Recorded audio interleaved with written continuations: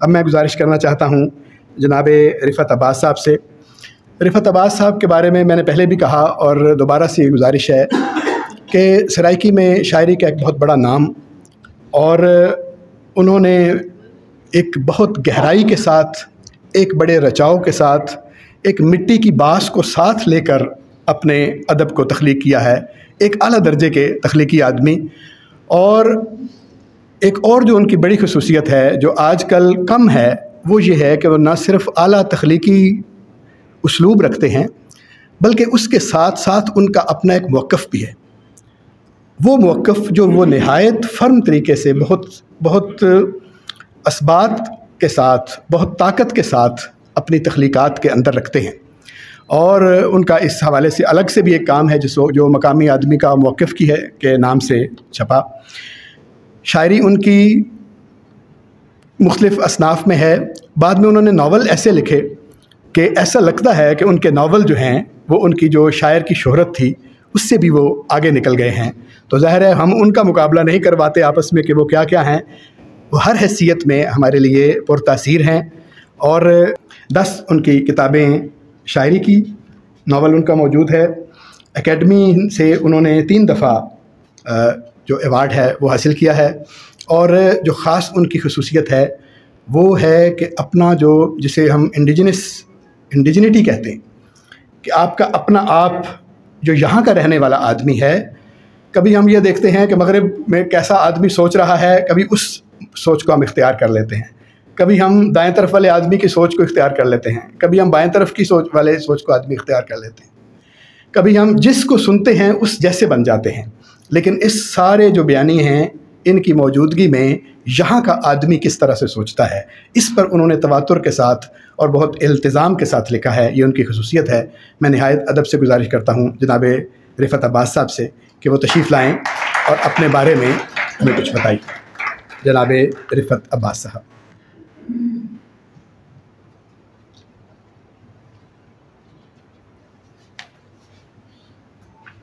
السلام علیکم۔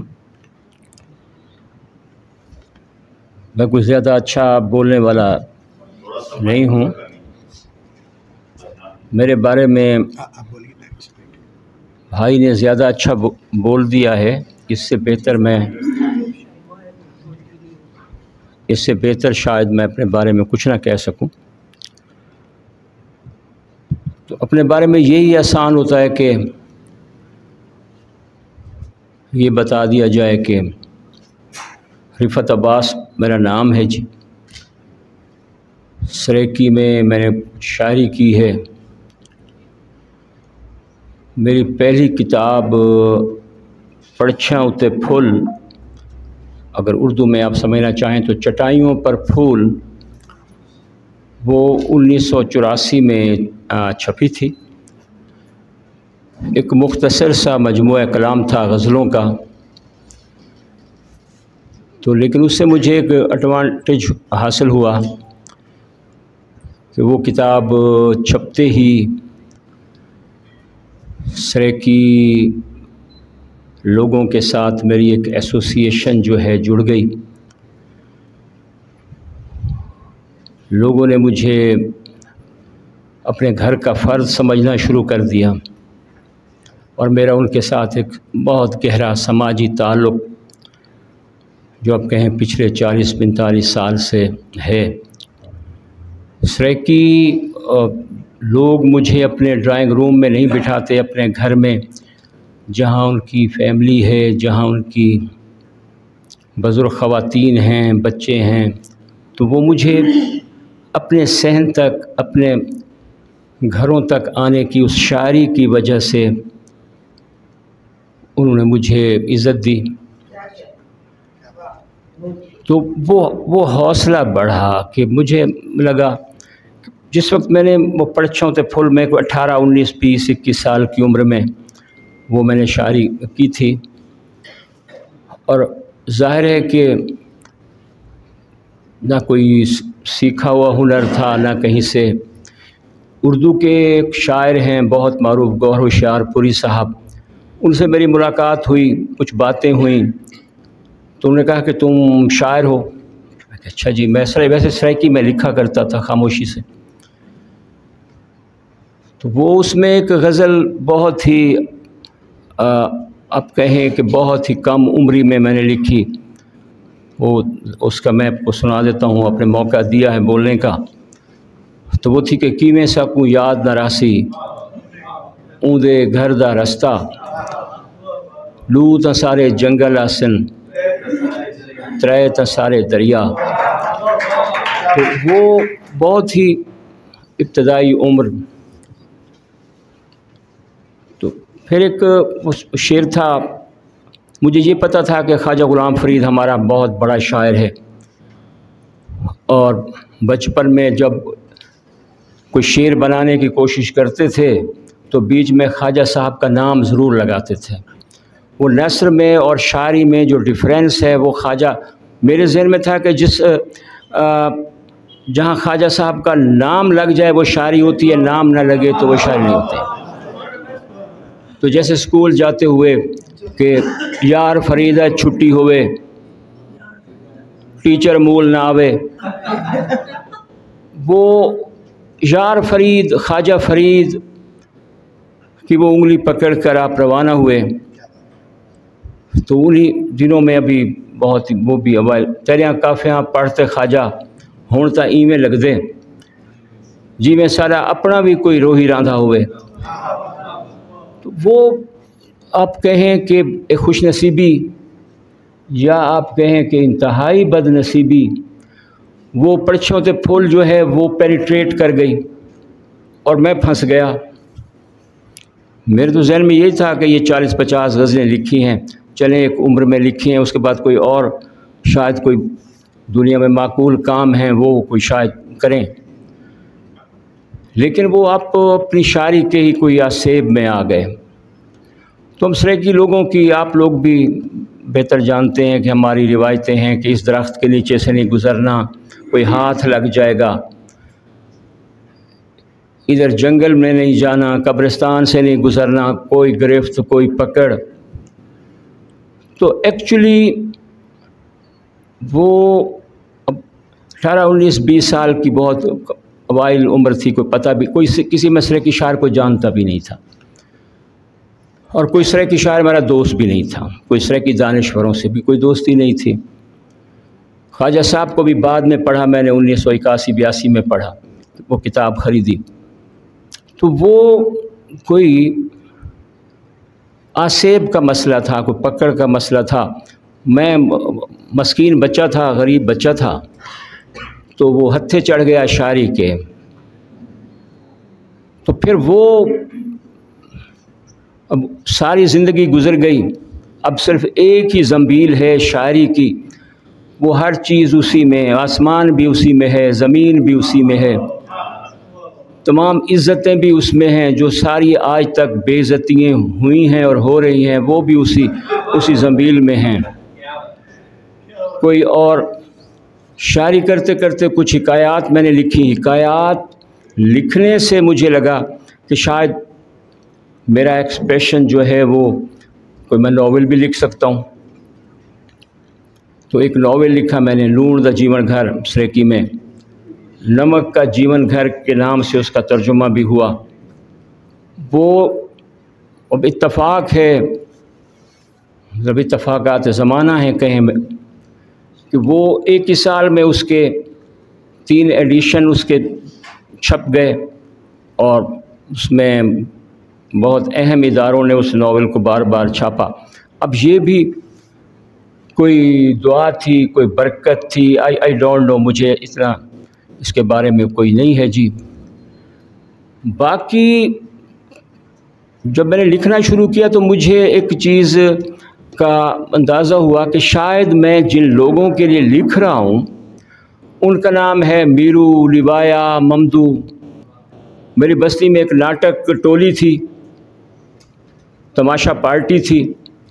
وہ رات کو ناٹک کرتے تھے اور دن کو بستی میں کام کاج کرتے تھے. جیسے خدا بخش تھا، وہ رات کو بادشاہ بنتا تھا اور دن میں اس کا چائے کا کھوکھا تھا.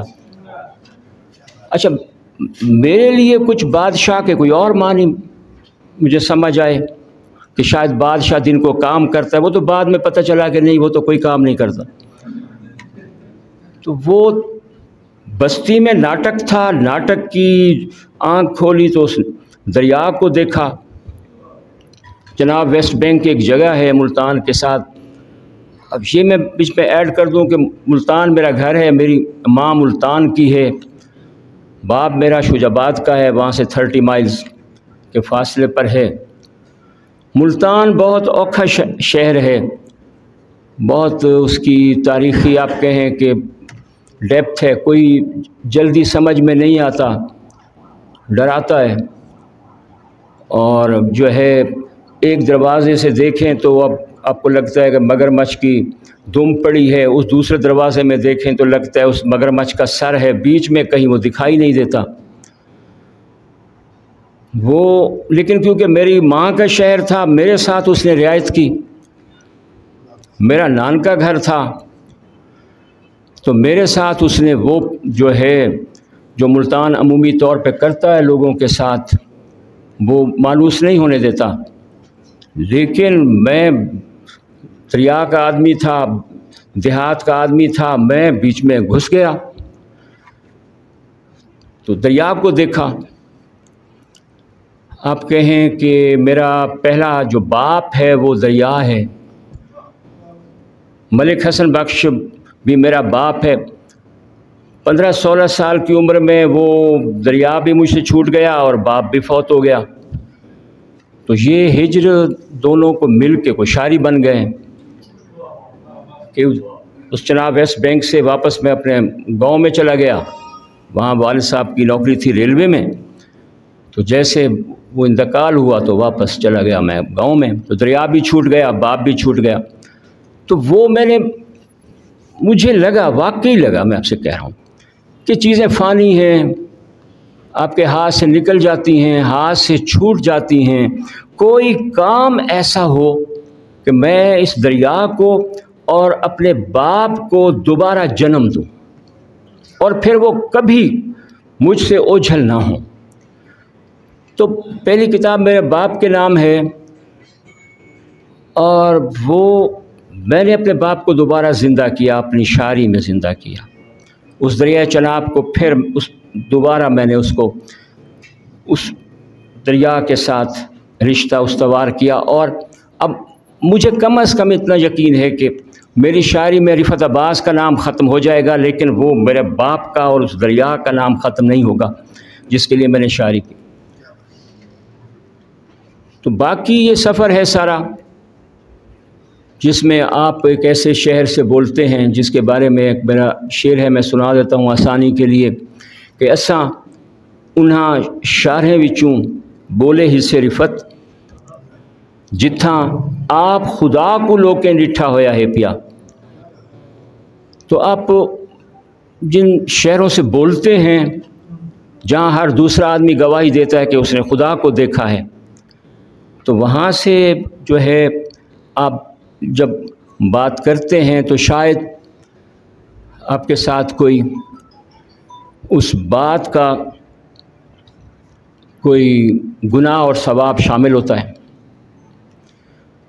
آخری بات میں یہ عرض کرنا چاہتا ہوں کہ ایک اور بات مجھے سمجھ آئی کہ یہ جو عام آدمیوں کے لیے میں لکھتا ہوں، ان کے کوئی اجتماعی خواب ہیں یا ان کی اجتماعی یادداشت ہے یا ان کی اجتماعی خود کلامی ہے، تو میں نے پہلے دن سے ایک لفظ استعمال کیا جس نے وہ میرے لیے کی ثابت ہوا، ایک چابی ثابت ہوا، وہ تھا اساں، وی۔ تو مجھ پہ شروع میں یہ مجھ پہ واضح ہو گیا کہ یہ اساں کون ہے، یہ ہم کون ہے، یہ کن لوگوں کی یادداشت ہے، یہ کن لوگوں کے خواب ہیں، یہ کن لوگوں کا اجتماعی حافظہ ہے۔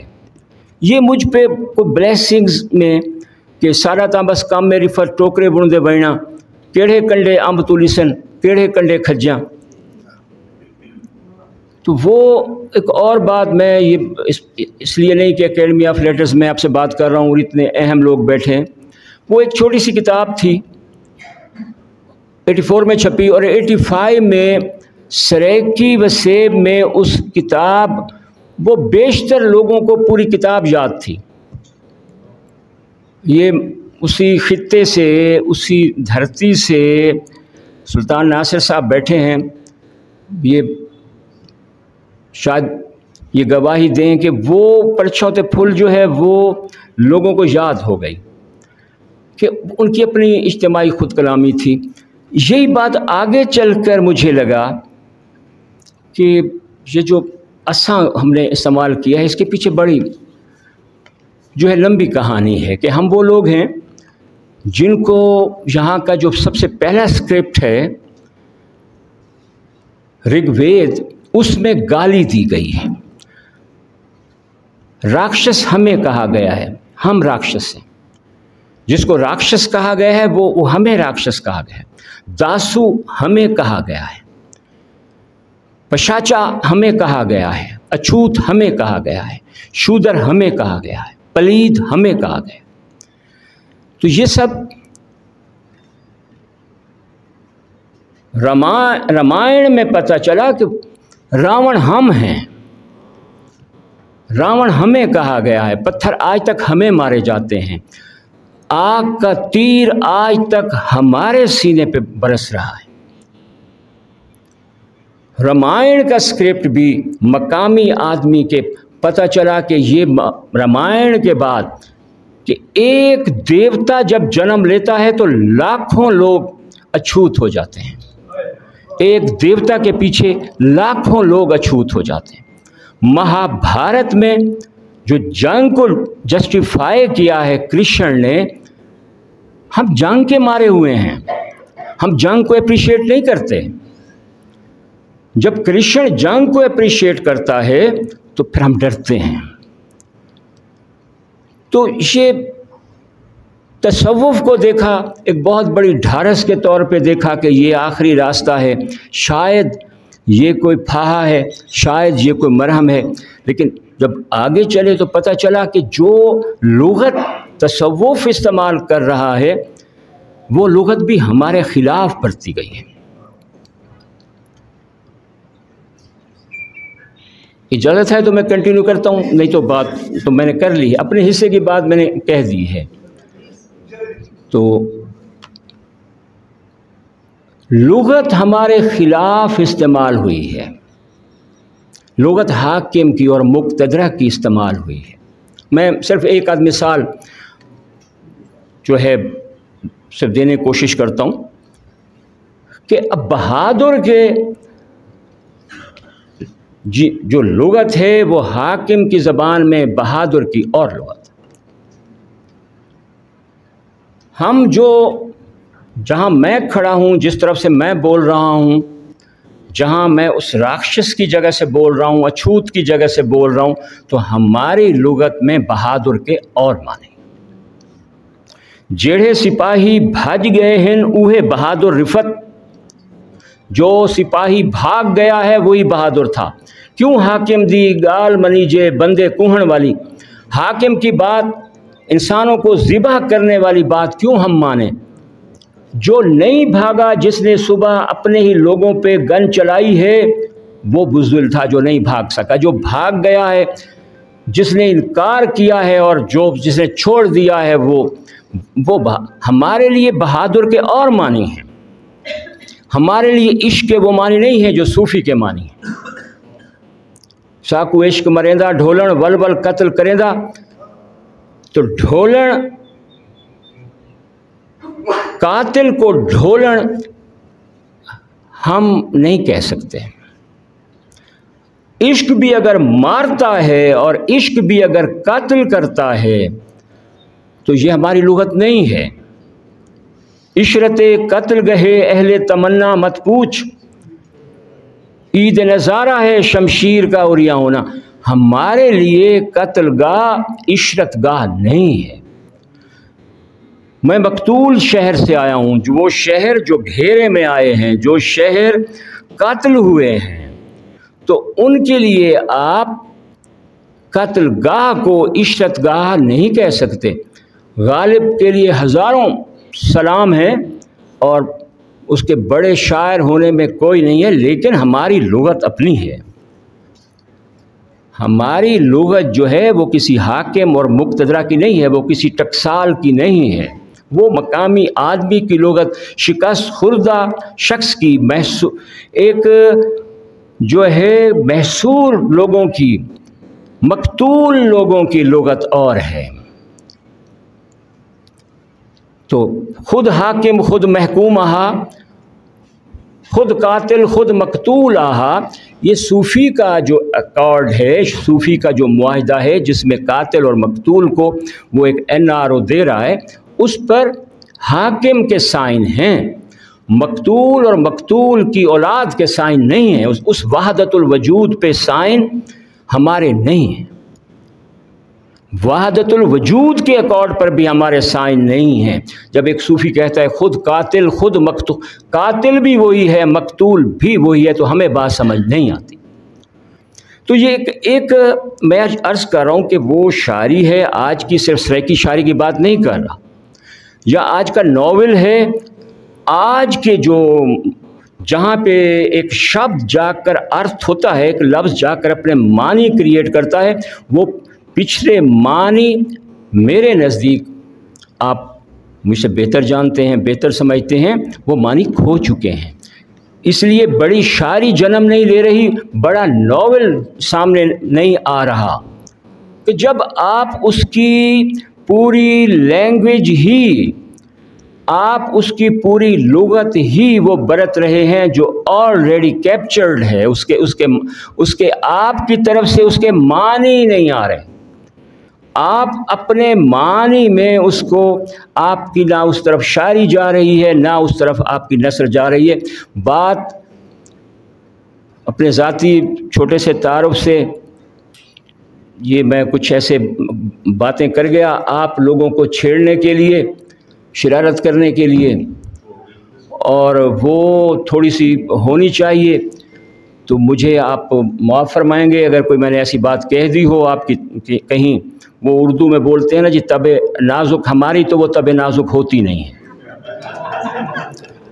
تو ہمارے ساتھ تو مسئلہ ہے نہیں۔ اگر کہیں کوئی مسئلہ ہو بھائی دوستو تو میں معافی چاہتا ہوں، اللہ تعالیٰ آپ کو سلامت رکھے جی، تھینک یو ویری مچ۔